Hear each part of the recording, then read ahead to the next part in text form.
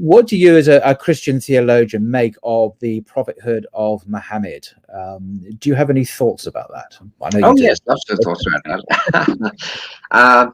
I do think that Muhammad was a genuine prophet of God, and that he was raised up by God, and that the Quran is in some way an expression of God's revelation. So I do think that. I am a Christian. I mean, I'm a follower of Jesus, so that clearly I'm not a Muslim, but I think I'm totally opposed to people who misunderstand Islam as a rejection of Christianity. I think that is not true. I think Islam as I see it, and Muhammad, I don't think he knew much about Christianity. I would have thought he was opposed to some of the views of Christians that he knew about, and I think that's true. But I don't hold any of those views, in fact, and none of my colleagues do either.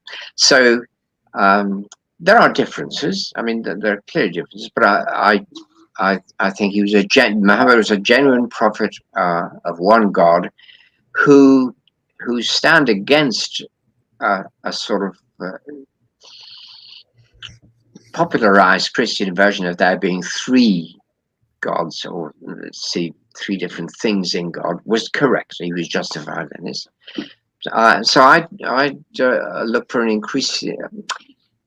I see the difference between a school of Islam and a school of Christianity as about the same sort of difference as a difference between me and conservative evangelical Christians.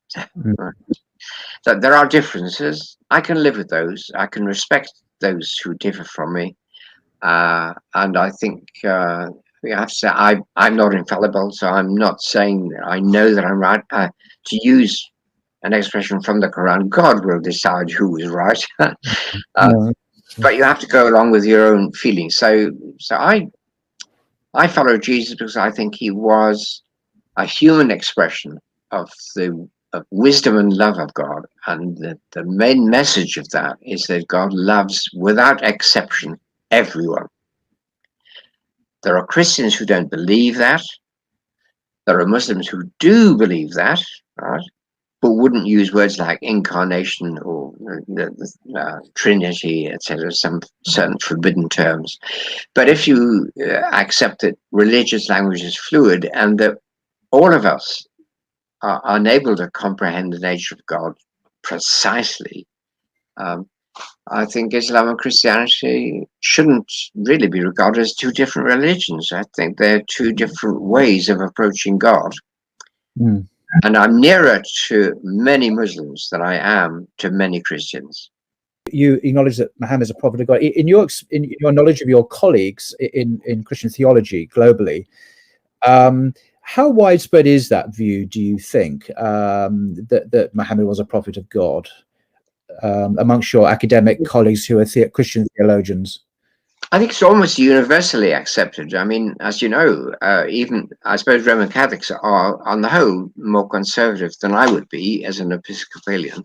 But they now officially believe that Islam is a revelation of God. And that's Vatican II, an official declaration.